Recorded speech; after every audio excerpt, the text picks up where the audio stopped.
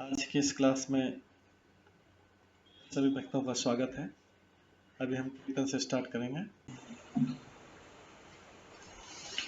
जय राधा माधव कुंज बिहारी, जय राधा माधव कुंज बिहारी, जय गोपीजन वल्लभ गिरिवर धारी, जय गोपीजन वल्लभ गिरिवर धारी, यशोदानंदन व्रज जनरंजन, यशोदानंदन व्रज जनरंजन, यमुना तीरावनचारी, यमुना तीरावनचारी, जय राधा माधव कुंज बिहारी, जय राधा माधव कुंज बिहारी, हरे कृष्णा कृष्णा कृष्णा हरे हरे, हरे राम राम राम हरे हरे, हरे कृष्णा कृष्णा कृष्णा हरे हरे, हरे राम राम राम हरे हरे, हरे कृष्णा कृष्णा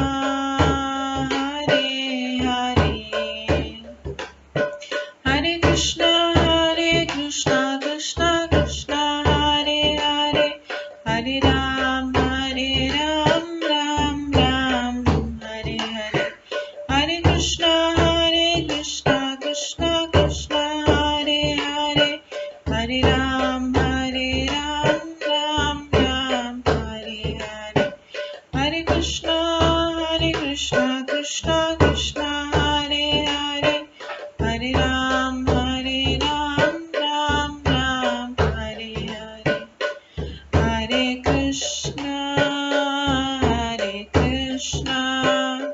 कृष्णा कृष्णा हरे हरे, हरे राम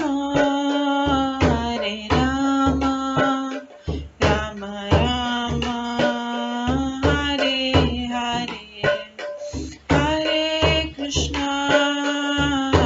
कृष्णा कृष्णा कृष्णा हरे हरे, हरे राम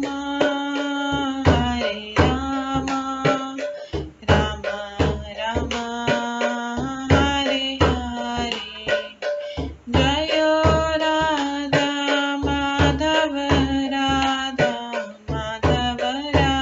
राधे, जय राधा गोविंद राधे, जय गौरनताय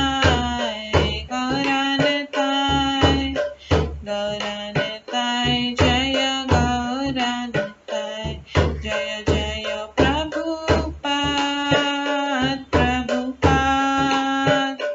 प्रभुपाद जय जय प्रभुपाद, जय जय गुरुदेव जय जय गुरुदेव, नित्य गौर हरि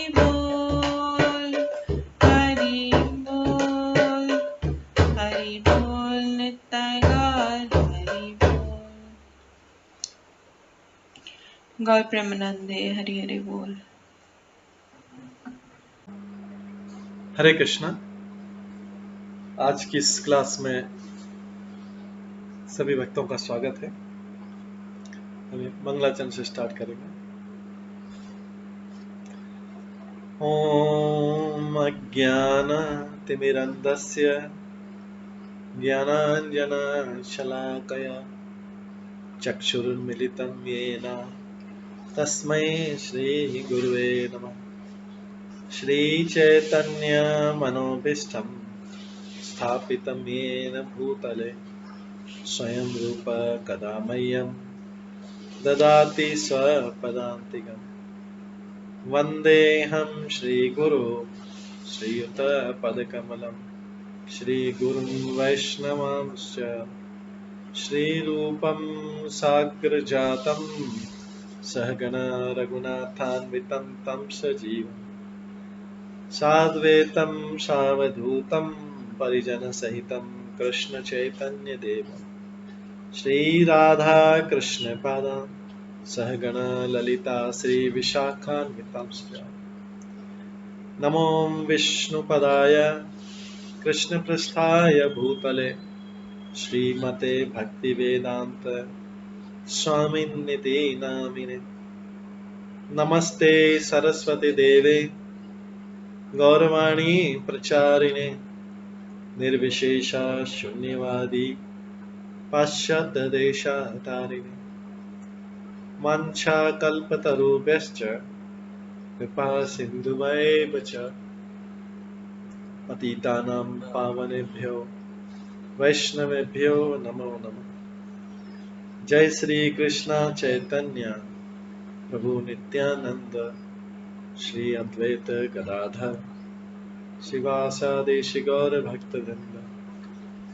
हरे कृष्णा कृष्ण कृष्ण हरे हरे, हरे राम राम राम हरे हरे। ओम नमो भगवते वासुदेवाय। ओम नमो भगवते वासुदेवाय। ओम नमो भगवते वासुदेवाय। नारायणं नमस्कृत्य नरं चैव नरोत्तमं देवीं सरस्वतीं व्यासं ततो जयमुदीरये। नष्टप्रायेषु भद्रेषु नित्यं भागवत सेवया भगवते उत्तम श्लोके भक्तिर्भवति नैष्ठिकी। कृष्णाय वासुदेवाय देवकी नंदनाय च नन्दगोपकुमाराय गोविन्दाय नमो नमः। सर्ववेदान्तसारमे श्रीभागवतम् इष्यते तद्रसामृतात् नान्यत्र स्याद्रति क्वचित्। आराध्यो भगवान् ब्रजेश तनयस्तनधाम वृन्दावन रम्या काचिदुपासना ब्रजवधूवर्गेण या कल्पिता। श्रीमद्भागवतं प्रमाणम् अम्लं प्रेम कुमार्थमः श्रीचैतन्य महाप्रभुमतम् इदं तत्रादरो न परम्। मूकं करोति वाचालं पङ्गुलङ्घयते गिरिं यत्कृपातमहं वन्दे परमानन्दमाधवम्। हरे कृष्णा।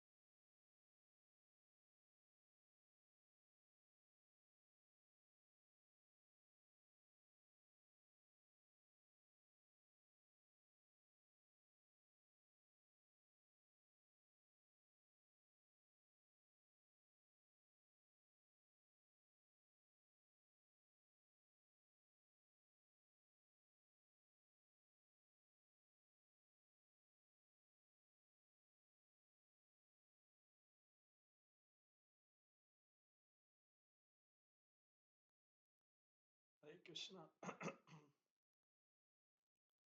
आज की इस क्लास में सभी भक्तों का स्वागत है।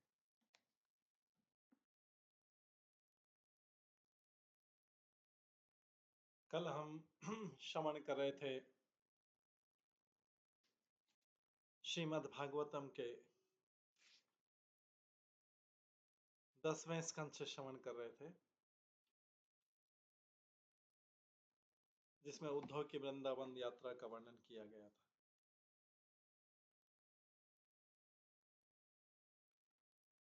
हमने इसमें श्रवण किया था उद्धव के उपदेशों को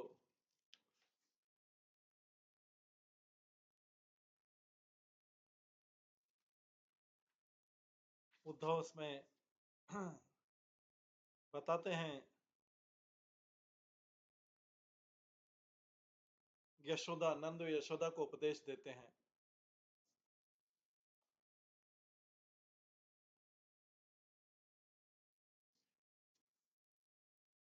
कि भगवान का न तो उनके कोई माता पिता, न पत्नी या पुत्र या अन्य कोई संबंधी नहीं, उन्हें उनसे किसी का संबंध नहीं, फिर भी कोई उनका पराया नहीं है। ना तो उनका भौतिक शरीर, ना कोई जन्म ही ये नंद यशोदा को दे रहे हैं। उन्हें इस जगत में ऐसा कोई कर्म करना शेष नहीं जो उन्हें शुद्ध या अशुद्ध या मिश्रित योनियों में जन्म देने के लिए बाध्य करे। फिर भी अपनी लीलाओं का आनंद लेने और अपने साधु भक्तों का उद्धार करने के लिए स्वयं प्रकट होते हैं। यद्यपि दिव्य भगवान भौतिक प्रकृति के तीनों गुणों सतो, रजो तथा तमो गुण से परे हैं, फिर भी क्रीड़ा के रूप में वे उनकी संगति करते हैं। इस तरह अजन्मा भगवान इन भौतिक गुणों का उपयोग सृजन, पालन तथा संहार के लिए करते हैं।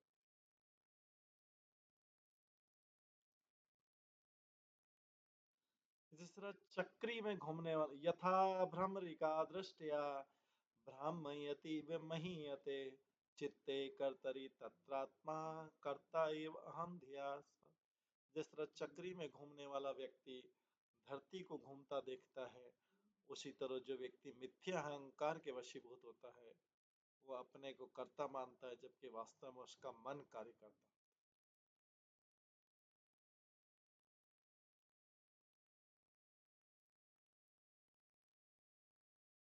श्री विश्वनाथ चक्रवर्ती ने एक समानांतर विचार प्रस्तुत किया कि यद्यपि हमारे सुख दुख प्रकृति के साथ हमारी क्रिया प्रतिक्रिया के फलस्वरूप उत्पन्न होते हैं, किंतु हम भगवान को ही उनका कारण मानते हैं। इसके बाद 42वें श्लोक में उद्धव कहते हैं युवयो युवयो एव न एवयम् आत्मज भगवान हरि सर्वेषाम् आत्मजः आत्मा सर्वेषाम् आत्मज ही आत्मा पिता माता स ईश्वर।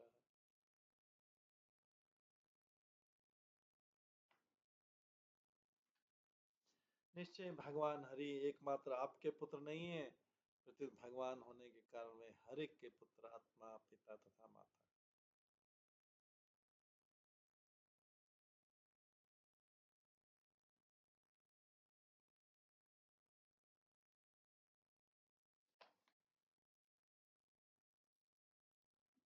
दृष्टम श्रुतम भूत भवत भविष्यत स्थास्नु चरिणस्य महत्कल्पकम् च विनाच्युतात् तस्तुतरां न वाच्यं स एव सर्वं परमात्मा। भगवान अच्युत से किसी भी वस्तु का स्वतंत्र अस्तित्व नहीं।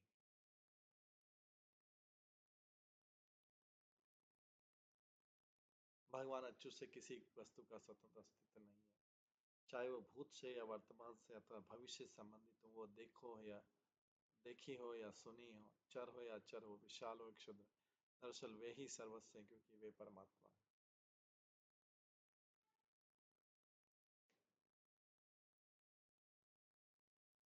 तात्पर्य श्री उद्धव नंद तथा यशोदा को उच्चतर धार्मिक दार्शनिक धरातल पर लाकर उनके दुख को दूर कर रहे हैं। उद्धव ऊपर उठा रहे हैं नंद यशोदा को, हालांकि वो तो कृष्ण भक्त हैं, लेकिन अपना ज्ञान दे रहे हैं, तात्विक ज्ञान दे रहे हैं। दरअसल वे ही सर्वस्व, क्योंकि परमात्मा है। पर श्री उद्धव नंद तथा यशोदा को उच्चतर दार्शनिक स्थल पर लाकर उनके दुख को दूर करा। ये बता रहे हैं कि कृष्ण सर्वस्व हैं और हर एक के भीतर उपस्थित है, अतः उनके शुद्ध भक्त सदैव उनके साथ रहते हैं।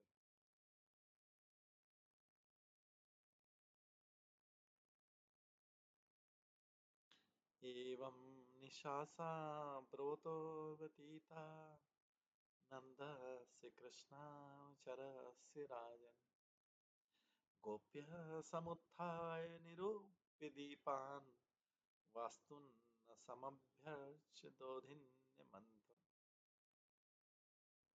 हे राजन, जब कृष्ण के दूत उद्धव नंद महाराज से बातें करने जा रहे थे तो रात बीत गई।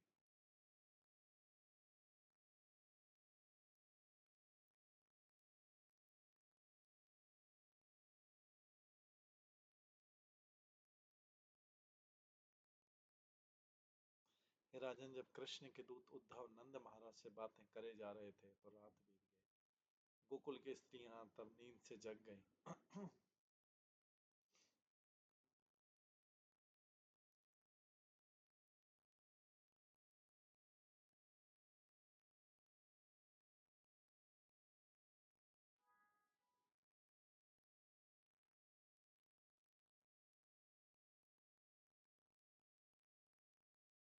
और उन्होंने दीपक जलाकर अपने घरों के और शिव ग्रहों की पूजा की।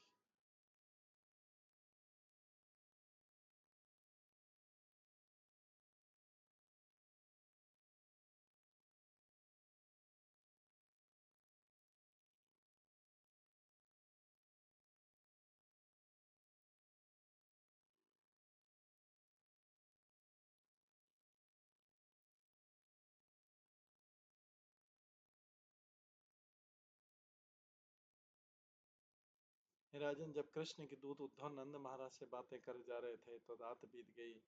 गोकुल की स्त्रियां तब नींद से जग गई। उन्होंने दीपक जलाकर अपने घरों के अर्च विग्रहों की पूजा की और उसके बाद वे दही मथने।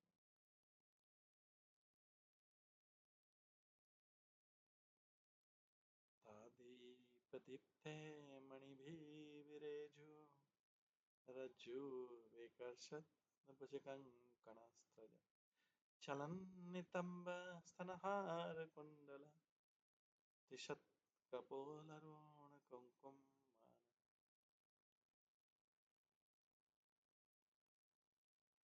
जब ब्रज की स्त्रियां कंगन पहने हाथों से मथानी की रस्सियां खींच रही थी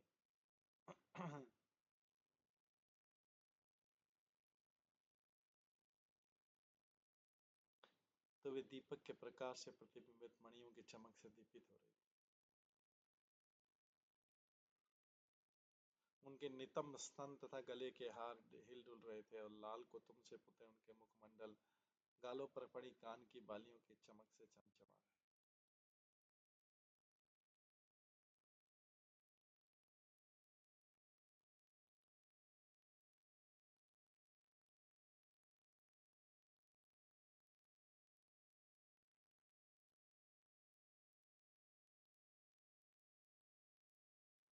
जब ब्रज की स्त्रियां कंगन पहने हाथों से मथानी की रस्सियां खींच रही थी, दीपक के प्रकाश से प्रतिबिंबित मणियों की चमक से दीपित हो रही थी। उनके नितंब स्तन तथा गले के हार हिल-डुल रहे थे और लाल कुमकुम से पुते उनके मुखमंडल गालों पर पड़ी कान की बालियों की चमक से चमचमा रहे।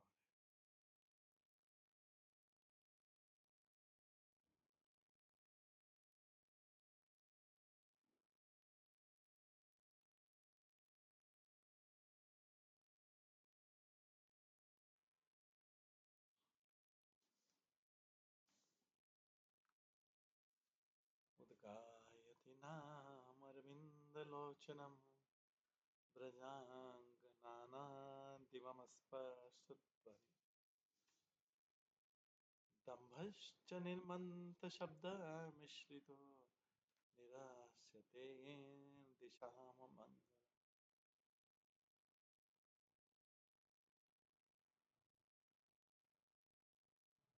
जब ब्रज की स्त्रियां कमल नेत्र कृष्ण की महिमा का गायन जोर जोर से करने लगी तो उनके गीत उनके मथने की ध्वनि से मिलकर आकाश तक उड़ गए और उन्हें सारी दिशाओं के अमंगल को दूर कर दिया। गोपियां कृष्ण के विचार में लीन थी, अतः वे उनकी उपस्थिति का अनुभव कर रही थी, इसलिए हर्षित होकर गा सकती।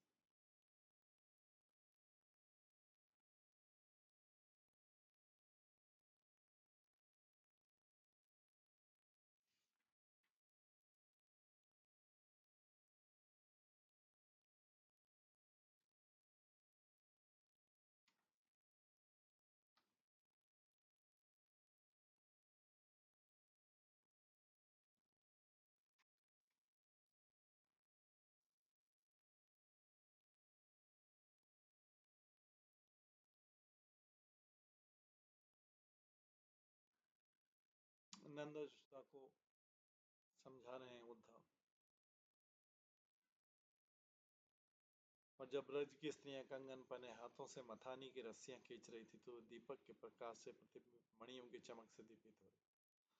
उनके नितंब स्तन तथा गले के हार हिल डुल रहे थे और लाल कुमकुम से पुते उनके मुखमंडल गालों पर पड़ी कान की बालियों की चमक से चमचमा।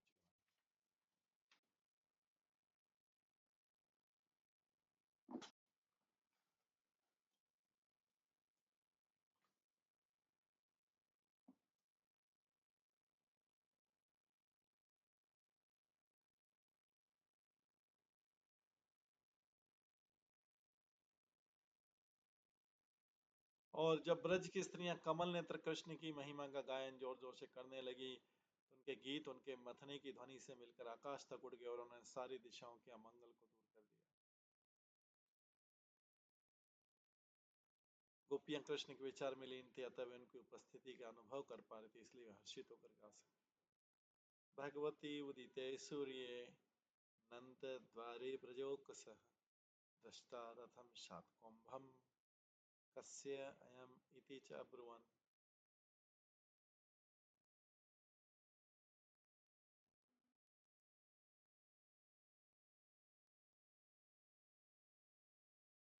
जब सूर्यदेव उदित हो चुके तो ब्रजवासियों ने नंद महाराज के दरवाजे के सामने एक सुनहरा रथ देखा।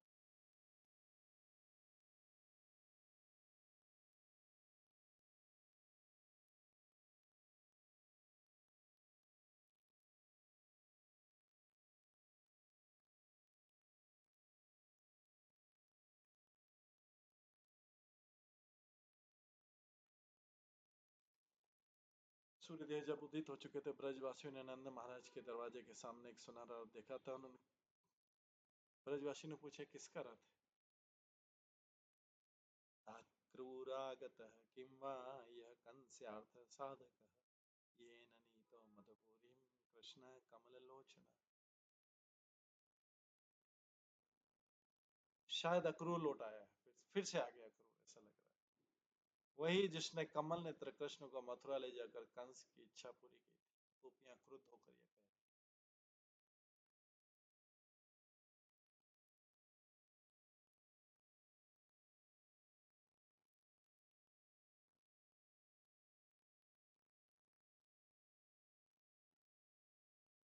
किम साधयस्ति अस्माभिः भर्तुप्रीतस्य निष्कृतिम् ततः स्त्रीणां वदन्ति नाम उद्धव अगात्कृत अहिक।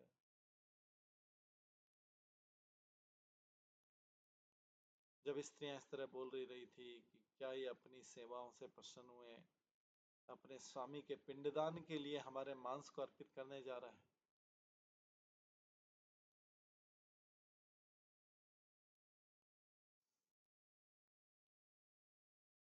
तो समझ रहे अक्रूर आया तो बोल रही क्या ये अपनी सेवाओं से प्रसन्न थे अपने स्वामी के पिंडदान के लिए हमारे मांस को अर्पित करने जा रहा है। क्या अभी अक्रूर क्या करेगा, हमारे प्राण तो ले लिए, अब क्या हमारे मांस को भी ले लेगा और अपने स्वामी कंस को प्रसन्न करेगा। तभी प्रातःकाल कृत्यों से निवृत्त हुए उद्धव दिखलाई पड़े। इस श्लोक में अक्रूर द्वारा कृष्ण को ले जाए जाने से उत्पन्न गोपियों की घोर निराशा प्रकट होती है। किंतु उसमें आश्चर्य का जब वे देखते हैं कि यह अनपेक्षित अतिथि उद्धव है।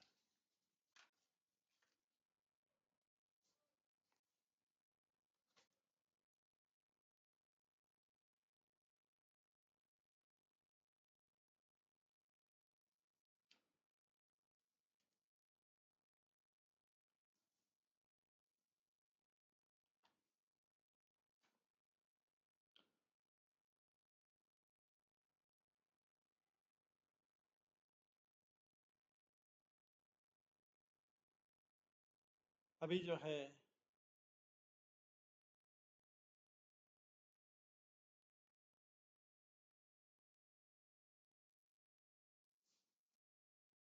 इसके अगले वाले अध्याय 47 अध्याय में भ्रमर गीत आता है जो उद्धव और गोपियों की वार्तालाप के अंतर्गत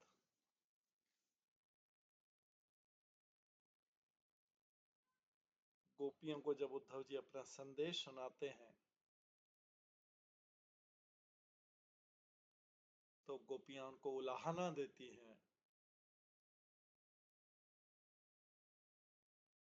उनके ऊपर कई बार क्रोधित भी होती है, फिर भी आदर करती हैं।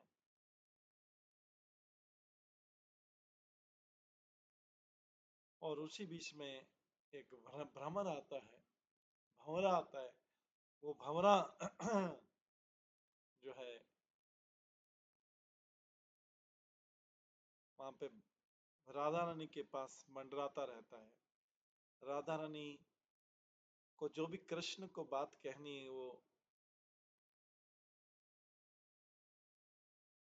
उद्धव के माध्यम से भ्रमर से कहती है, भ्रमर से बोलती है, भ्रमर के माध्यम से उद्धव को कहती है, भ्रमर के माध्यम से उद्धव कहती है। श्री शुकवाच, इसका श्रवण करते भ्रमर गीत। सुखदेव गोस्वामी ने कहा, ब्रज की ललनाएं कृष्ण के अनुचर को देखकर, उद्धव को देखकर चकित हो गई। उन्होंने देखा उसके हाथ लंबे लंबे थे और आंखें नए खिले कमल जैसी थी। वो पीत वस्त्र धारण किए था, गले में कमल की माला थी तथा अत्यंत परिष्कृत किए हुए कुंडलों से चमकता उसका मुखमंडल कमल जैसा था। गोपियों ने पूछा, सुंदर पुरुष कौन है और कहां से आया है, किसकी सेवा करता है? ये तो कृष्ण के वस्त्र आभूषण पहने हैं। एक गोपियां उद्धव के चारों ओर उत्सुकता से एकत्र हो गईं, जिनका आश्रय भगवान उत्तम श्लोक श्री कृष्ण के चरण कमल। तम प्रशयेन वनथा सुसत्कर्तम् सव्रीडहासक्षणसन्नुतादि रहसि अपृच्छन्नुपविष्टम् आसने विज्ञाय संदेश परम रमापति।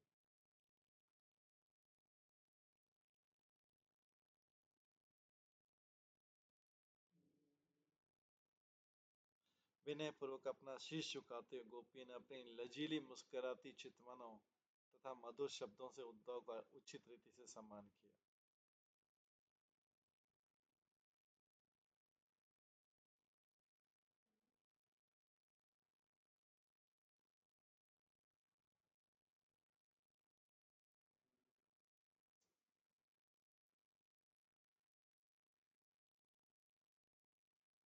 विनय पूर्वक अपना शीश झुकाते हुए गोपियों ने अपनी लजीली मुस्कुराती चितवनों तथा मधुर शब्दों से उद्धव का उचित रीति से सम्मान किया। वे उन्हें एकांत स्थान में ले गई, उन्हें आराम से बैठाया, तब उन्हें लक्ष्मीपति कृष्ण का संदेश वाहक मानकर उनसे प्रश्न करने लगे।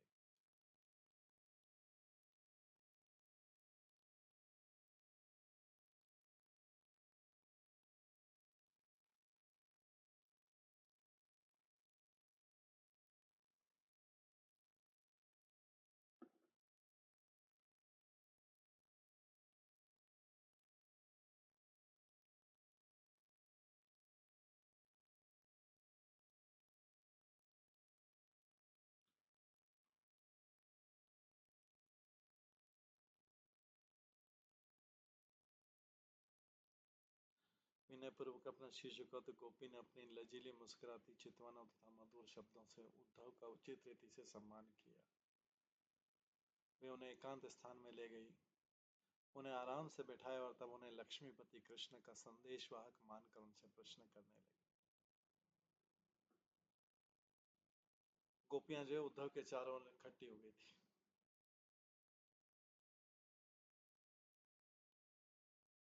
साध्वी तात्पर्य साध्वी गोपियां कृष्ण के यहाँ से संदेश आया देखकर सजीव उठी। जैसा कि वृंदावन के प्रवास काल में उद्धव पाएंगे, अनुपम गोपियां अपने प्रिय कृष्ण के अतिरिक्त और कुछ भी नहीं सोच सकी। जानीम जानीमस्ताम यदुपते पार्षदम, जानिस्ताम यदुपते पार्षदम सम उपागतम भद्रार इह प्रेषित पित्रो भवान प्रिय चिकीर्षया। गोपियों ने कहा, हम जानती हैं कि आप यदु श्रेष्ठ कृष्ण के निजी पार्षद हैं और अपने उस श्रेष्ठ स्वामी के आदेश से यहाँ आए हैं जो अपने माता पिता को सुख प्रदान करने के इच्छुक हैं।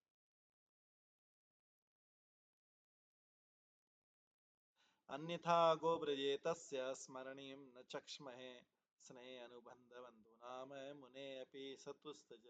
अन्यथा में और कुछ भी ऐसा नहीं दिखता है जिसे वे ब्रज के चरागाहों में स्मरणीय समझते होंगे। निस्संदेह एक मुनि के लिए भी अपने पारिवारिक जनों का स्नेह बंधन तोड़ पाना कठिन होता है। इसलिए लगता है कृष्ण ने अपने माता पिता को सांत्वना देने के लिए अपने उद्धव को भेजा। आपको कृष्ण ने भेजा और अपने उनके माता पिता के सांत्वना देने के लिए भेजा। हमें हमें तो यही समझ में आ रहा है, गोपियां बोलती हैं। अंत हमें हमें तो वो ऐसा कारण दिखता नहीं कि वो चरागाहों में या बाहर कुछ स्मरणीय चीज होगी। निसंदेह मुनि के लिए भी अपने पारिवारिक जनों का स्नेह बंधन तोड़ पाना कठिन है। तो कृष्ण इसीलिए इसने अपने स्नेही जनों के लिए कर रहे हैं। अन्येषु अर्थ कृता मैत्री यावत अर्थ विडम्बनम कुंभी स्त्रीषु कृता यद्वत् सुमनसु इव छठ पदे। किसी अन्य के प्रति जो कि पारिवारिक सदस्य नहीं है दिखलाई जाने वाली मित्रता स्वार्थ से प्रेरित होती है। ये तो एक बहाना होता है जो तब तक चलता है जब तक किसी का उद्देश्य पूरी नहीं हो जाता है। ऐसी मित्रता है वैसी जिस तरह स्त्रियों के प्रति पुरुषों की या फूलों के प्रति भावनाओं की।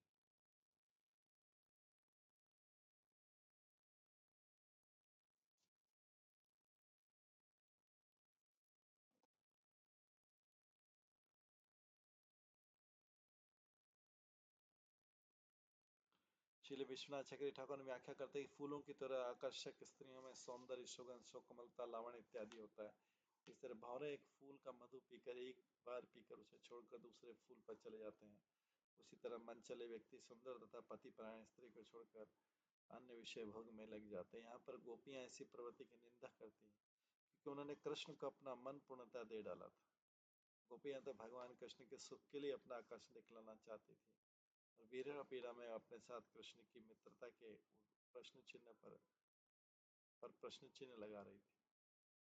ये तो भगवान की दिव्य लीला है। भगवान कृष्ण तथा गोपियां दोनों ही आध्यात्मिक प्रेम व्यापार में संलग्न पूर्ण आत्मा है, मुक्त आत्मा है। इसके विपरीत हमारे तथाकथित प्रेम व्यापार क्योंकि आध्यात्मिक जगत में पूर्ण प्रेम संबंध के विकृत प्रतिबिंब होते हैं। इस भौतिक जगत के काम लोभ मद इत्यादि के द्वारा दूषित है।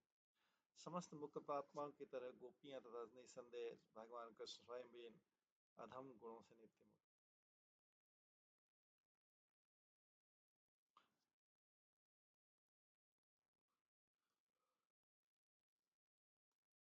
समस्त मुक्त आत्माओं की तरह गोपियां तथा निसंदेह भगवान कृष्ण स्वयं भी इन अधम गुणों से नित्य मुक्त है और उनके प्रखर प्रेम व्यापार केवल अनन्य भक्ति द्वारा प्रेरित।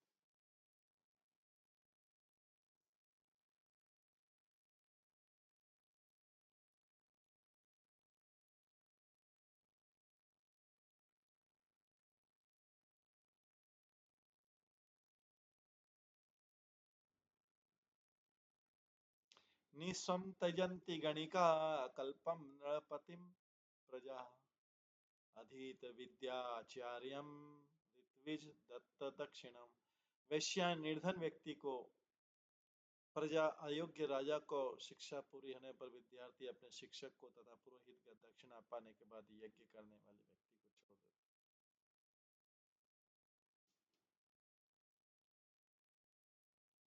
खगावीत फलम वृक्षम भुक्त्वा च तिथयाग्रहम दग्धम मृगा तथारण्यम जारा भुक्त्वा रताम स्त्रियम। फल न रहने पर पक्षी वृक्ष को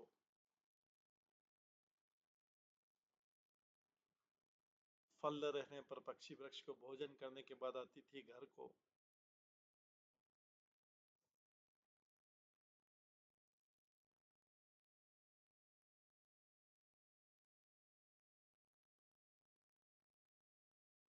फल न रहने पर पक्षी वृक्ष को भोजन करने के बाद अतिथि घर को जंगल में जल जाने पर पशु जंगल को तथा प्रेमी के प्रति आकर्षण रहने के बाद पूजित भी स्त्री का भोग कर लेने के बाद प्रेमी उसका परित्याग कर देते।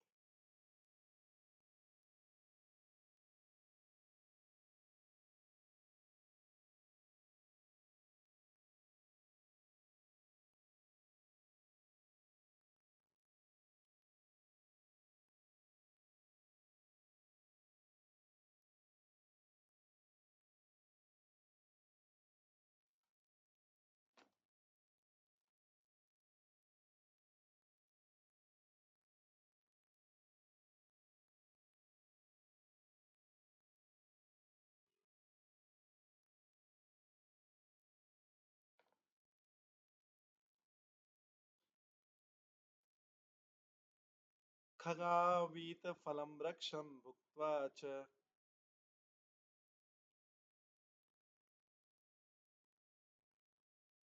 खगावीत फलं वृक्षं भुक्त्वा च अतिथय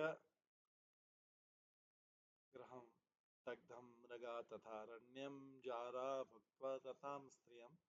जैसा कि हमने श्रवण किया, फल न रहने पर पक्षी वृक्ष को, भोजन करने के बाद अतिथि घर को, जंगल जल जाने पर पशु जंगल को, तथा प्रेमी के प्रति आकर्षित रहने के बावजूद भी स्त्री का भोग लगने पर प्रेमी उसका परित्याग कर।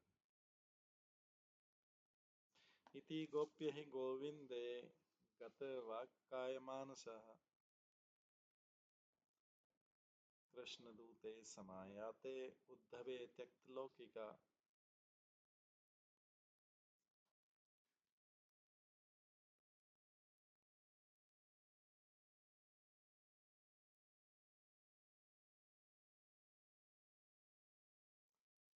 गायन्तः प्रियकर्माणि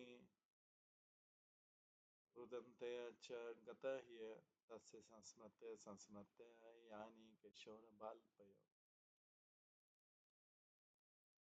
इस तरह बोलती हुई गोपियों ने, जिनके वचन, शरीर तथा मन भगवान गोविंद के प्रति पूर्ण समर्पित थे, अपना नैतिक कार्य करना छोड़ दिया।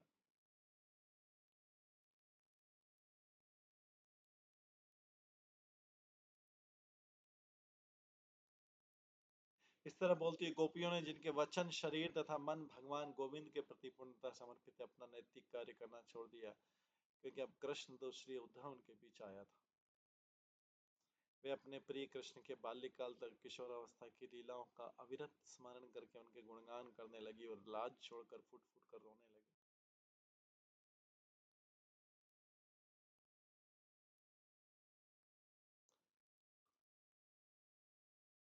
तात्पर्य यहाँ बाल्य यह शब्द सूचित करते हैं कि गोपियां अपने बचपन से कृष्ण से प्रेम करती थी।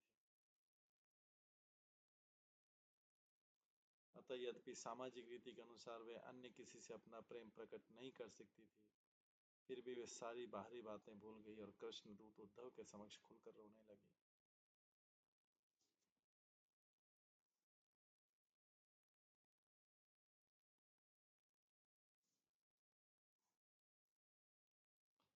काचित् मधुकरं दृष्ट्वा ध्यायन्ती कृष्ण संगमम् प्रिय प्रस्थापितं दूतं कल्पयित्वा इदं अब्रवीत्। जब एक गोपी जब कृष्ण के साथ अपना पूर्व सानिध्य का ध्यान कर रही थी, तो उसने अपने सामने एक भंवरा देखा और उसे लगा कि यह उसके प्रीतम द्वारा भेजा गया कोई दूत है। अतः वो आगे इस प्रकार बोली। इस श्लोक में राधा रानी को काचित कोई गोपी कहा गया है। ये सिद्ध करने के लिए कोई वास्तव में श्रीमती राधा रानी है, जीव गोस्वामी अग्नि पुराण से निम्नलिखित श्लोक उद्धृत करते हैं।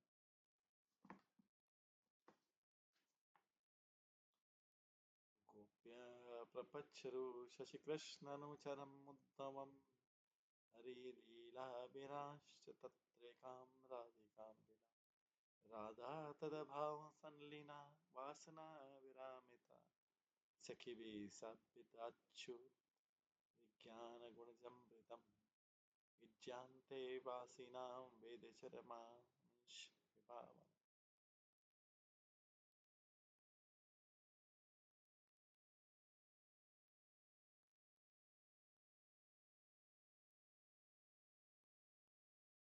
भौर में गोपियों ने कृष्णदास उद्धव से भगवान की लीलाओं एवं आमोद प्रमोद के विषय में पूछताछ की।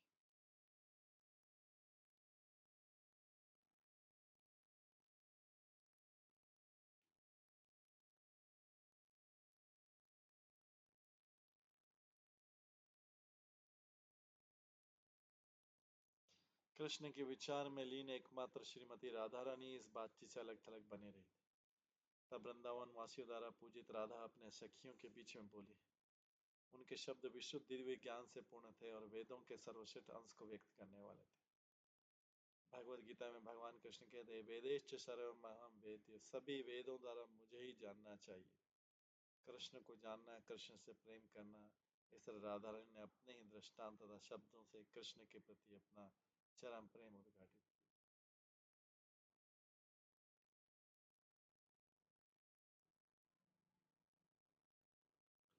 अग्नि पुराण से उपयुक्त श्लोक उद्धृत करने के बाद जीव गोस्वामी नरसिंह अपने उपनिषद से भी उद्धृत करते हैं। यम सर्वे देवा नमन्ति मुमुक्षो ब्रह्मवादिनश्च, सारे देवता तथा मुक्ति के इच्छुक सारे दिव्य दार्शनिक भगवान को ही नमस्कार करते हैं। अतः हमें भी चाहिए कि हम भी ऐसा ही करें।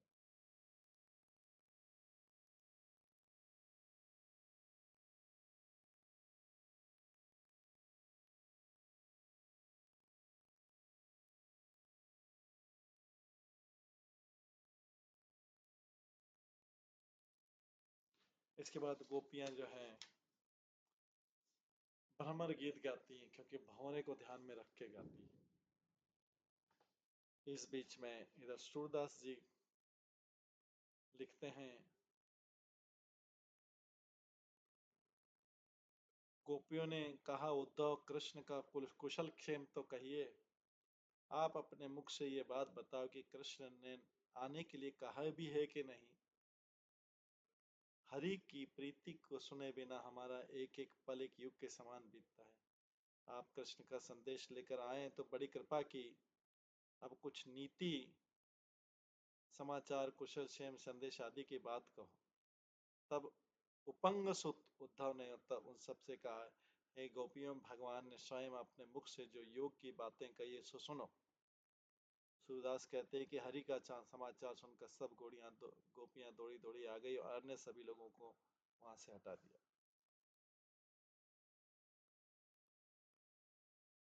उद्धव ने कहा, गोपियों, अभी हरि का संदेश कुशल क्षेम सुनो। कृष्ण अक्रूर जी के साथ मथुरा गए थे। वहां उन्होंने कंस का वध किया।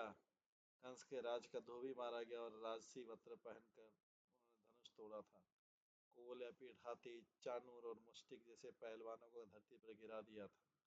वसुदेव के पुत्र श्री कृष्ण ने अपने माता पिता के बंधनों को छुड़ाया था। कंस के पिता उग्रसेन को राजगद्दी पर बैठाकर स्वयं अपने हाथों से इनको बच्चा ढलाया। तुम्हारे लिए उन्होंने कहा कि विषय विकारों को छोड़कर निर्गुण ब्रह्म का ध्यान करो। सुदास कहते एक पाती भी लिखकर दी है। लो हे गोप कुमारी, स्वयं कृष्ण की पाती पढ़ लो, कृष्ण की पत्र पढ़ लो, लेटर पढ़ लो।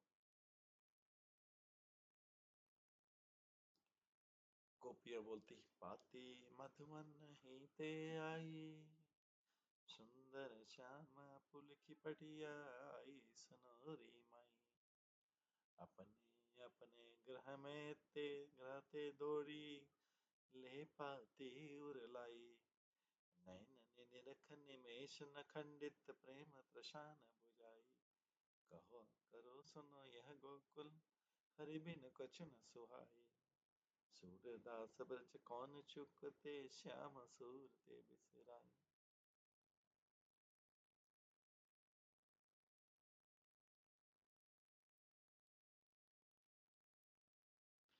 गोपियां कहती, अरे सुखियों सुनो, ये पाती मथुरा से ही आई है। स्वयं सुंदर श्याम ने अपने हाथों से लिखकर भेजा है।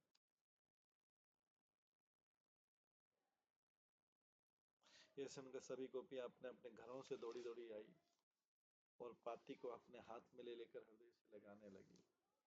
वे बिना पलक झपकाए अखंड भाव से उस पाती को अपनी आंखों से देखती रही। फिर भी उनकी प्रेम तृषा बुझती नहीं। गोपियां कहने लगी, कृष्ण के बिना सुना सुना गोकुल लेकर हम क्या करें। उनके बिना तो कुछ भी अच्छा नहीं लगता। पता नहीं ब्रजवासियों की कौन सी चूक से श्याम ने हमारी याद भुला दी।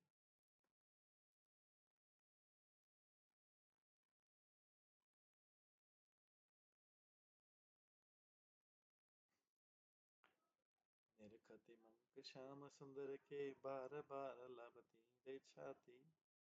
उद्धव जी द्वारा कृष्ण का पत्र पढ़कर गोपी की दशा का वर्णन करते कवि कहते हैं, सूरदास जी कहते हैं, श्री कृष्ण जी के हाथों से लिखे अक्षरों को देखकर गोपियां इतनी भाव विवल हो गई कि उस पत्र को लेकर बार बार छाती से लगाने लगे। अभी गोपियों ने पढ़ा नहीं, लेकिन उस पत्र को बार बार छाती से लगाने लगे जो उद्धव ने उनको पत्र दिया था। आनंद तिरेक के कारण उनकी आंखों से निकले आंसुओं से और कागज की काली मसी से मिलकर श्याम की पाती श्याम हो गई, काली हो गई, पूरी धुल गई आंसुओं से। एक प्रकार से श्याम की पाती ही उन गोपियों के लिए कृष्ण रूप हो गई।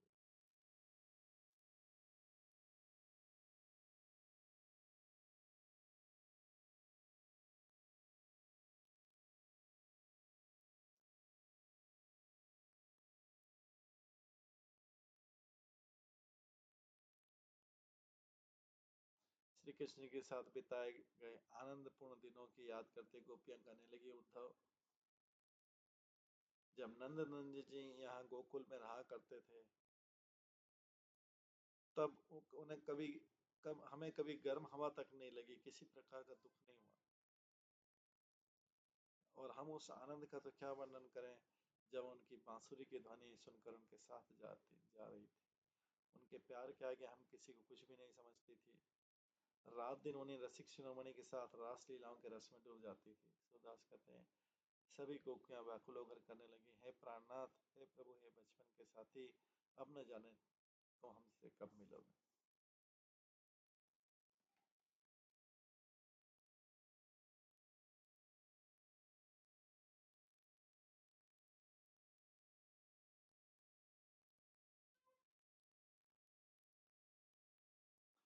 सभी गोपियां आपस में बात करती कि सखिया, ये पाती मथुरा से आई हैं।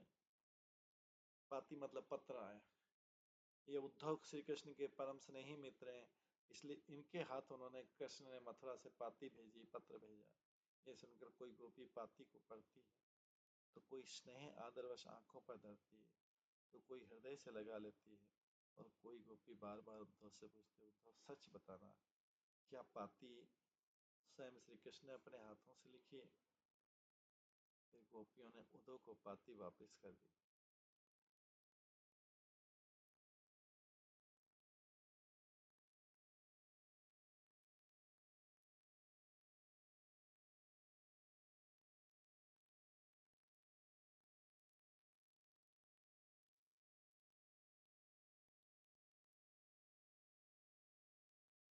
फिर गोपियों ने उद्धव को पाती वापस कर दी तो उन्होंने पढ़कर सभी को सुनाया। सूरदास कहते हैं, गोपियों ने कहा, यह सुखद बात है कि कृष्ण ने हमारा ध्यान रखा, यही बात हमारे लिए सुख देने वाली। कृष्ण की पाती सुनकर गोपियां कहती, पत्र सुनकर उनका, ये ब्रजनाथ की छाप मोहर लगी पाती है। उद्धव इसे अपने सिर पर बांधे बांधे घूमते हैं। ये पाती सुनते ही ताप चढ़ आता है। ये तो नंद ने बिल्कुल ही उल्टी रीत की। पाती मिलने पर तो, पत्र मिलने पर तो घर घर हंसी खुशी का वातावरण होना चाहिए, पर हो रहा है संताप। उससे सभी संतप्त हैं। कृष्ण ने कहा, मेरा ध्यान छोड़कर सभी योग की उस निर्गुण ब्रह्म की आराधना करो। कृष्ण कहते हैं, मेरा ध्यान छोड़कर सभी योग की उस निर्गुण ब्रह्म की आराधना करो जो अभिगत है, अकथ है और असीमित है, जिसे हम जैसी रस स्वरूपा गोपी किसी भी प्रकार प्राप्त कर सकती हैं। ऐसा बोल रहे हैं, सखिया उपजा ही कृष्ण का अधिकारिणी, जो वह करती कृष्ण वही करते हैं।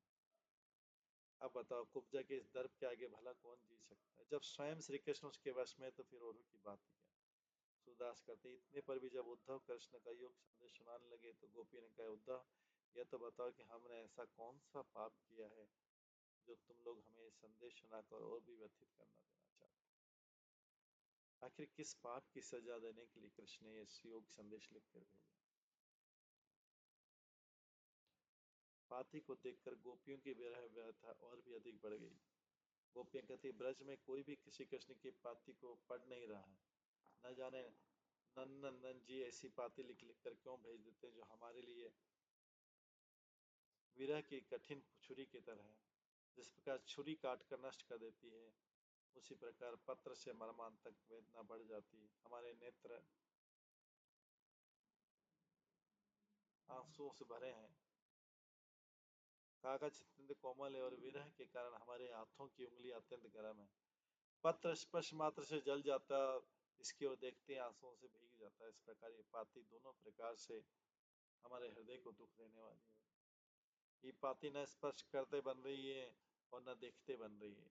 ऐसी स्थिति में सूरदास कहते हैं, प्रभु के इन अक्षरों को कौन पढ़ सकता है, क्योंकि ये तो कामदेव कठिन बाणों की भांति घातक है। वास्तव में मनोहर श्याम सुंदर जी हमारे सारे सुख तो अपने साथ ले गए और विरासत में हमें केवल दुख दे गए।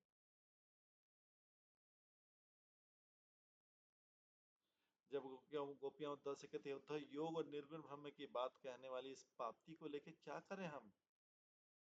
इस पत्र को लेके जब तक मदन गोपाल श्री कृष्ण को नहीं देख ली तब तक ये विरह हमारी छाती को जलाया करेगा। उद्धव, शरद पूर्णिमा से सुशोभित रात में श्री कृष्ण ने यमुना पुलीन पर महाराज का आयोजन किया था। वह सुखद क्षण एक क्षण के लिए भी हमें भूलता नहीं। उद्धव, तुम तो श्याम के परम स्नेही मित्र और साथी हैं, पर तुम ही हमारी विरह जन्य इस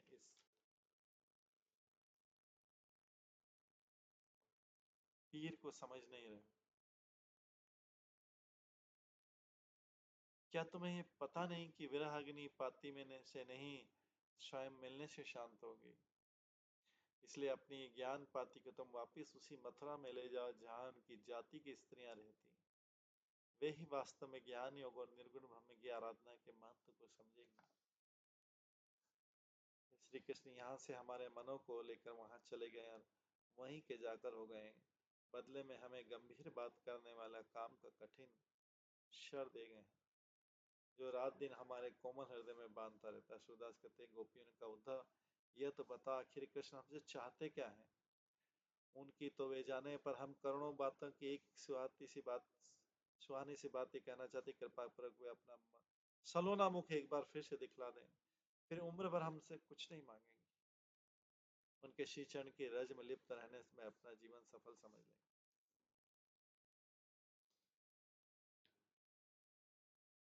अभी उद्धव और गोपियां परस्पर वार्ता कर ही रही थी कि इसी बीच एक भ्रमर कहीं से उड़ता वहां आ गया।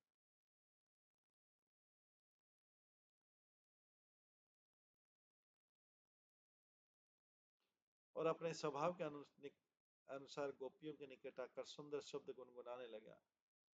गोपियां उस भ्रमर से पूछने लगी कि क्या तुम्हें कुब्जा ने हमारे पास भेजा है।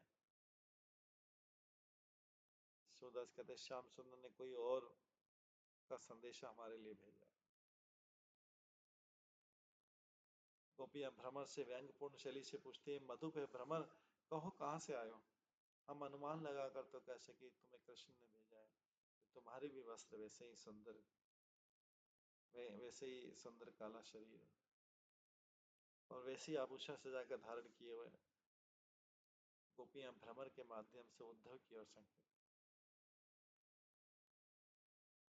वे श्याम हमारा सर्वस्व हरण कर ले गए।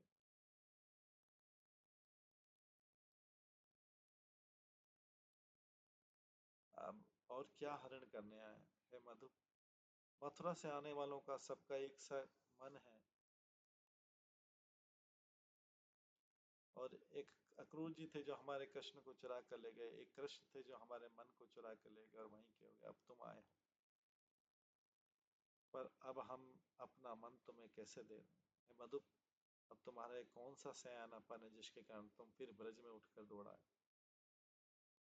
ब्रज से अब और क्या लेना चाहते हैं हे मधु। मानिनी तो मथुरा की मनोहर है। हमारे कृष्ण को भी मथुरा की एक मानिनी कुब्जा ने अपने वश में कर लिया। हमारे पास तो कुछ भी नहीं है। कृष्ण के साथ हमारा मान, सुंदरता, उमंग, उत्साह सब चला गया, इसलिए तुम्हें क्या दें। अच्छा ये कि कहीं मथुरा चला जा, वहीं तुझे कुब्जा जैसे मन भाई लोग मिल जाएंगे। सूरदास कहते, गोपियां करने लगे, मधुप जहाँ तक श्याम गात वालों की बात है, आज तक हम उन्हें भली भांति जान गई। ये श्याम कर्ण वाले किसी के नहीं होते, केवल अपने स्वार्थ के होते।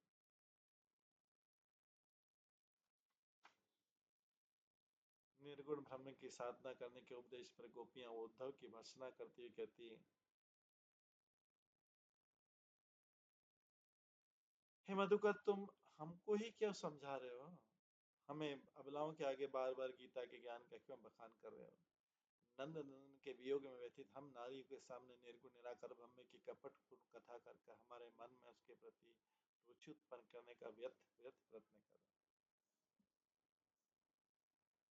एक चंदन होता है जो शरीर की तपन रूपी भूख को समाप्त करता है, यदि उसे त्याग दिया है तो हम कैसे सुख पा सकते। जिस प्रकार शरीर की तपन शांत करने के लिए चंदन का लेप आवश्यक है, उसी प्रकार हमारी विरह व्यथा को दूर करने के लिए श्याम चंद्र का मिलना अनिवार्य है। तुम तो चतुर कहे जाते हैं। स्वयं ही अपने मन में इस बात का विचार करके बताओ कि तुम स्वयं फूलों फूलों पर घूमकर उनका रसपान करके उन्हें नीरस करके छोड़ देते हो, फिर कमल से क्यों बंध जाते हो। क्यों अन्य पुष्पों के समान कमल का रस चूस के और उसे नीरस कर छोड़ जाते हो।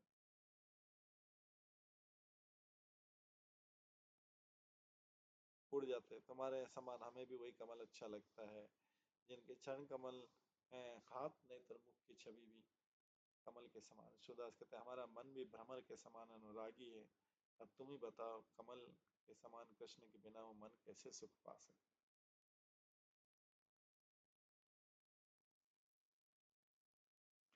इस प्रकार इसमें भी आगे भागवतम में भ्रमर गीत गाएंगे गोपी वाच्य, तो ये हम कल की क्लास में श्रवण करेंगे। आज की क्लास को यहीं पे विराम देते हैं।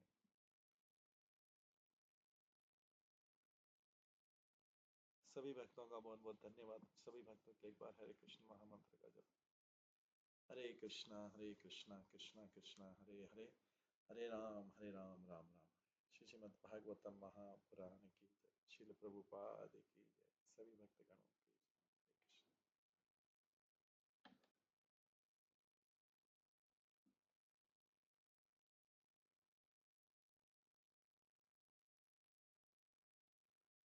हरे कृष्ण। हरे कृष्णा कृष्णा कृष्ण हरे हरे, हरे राम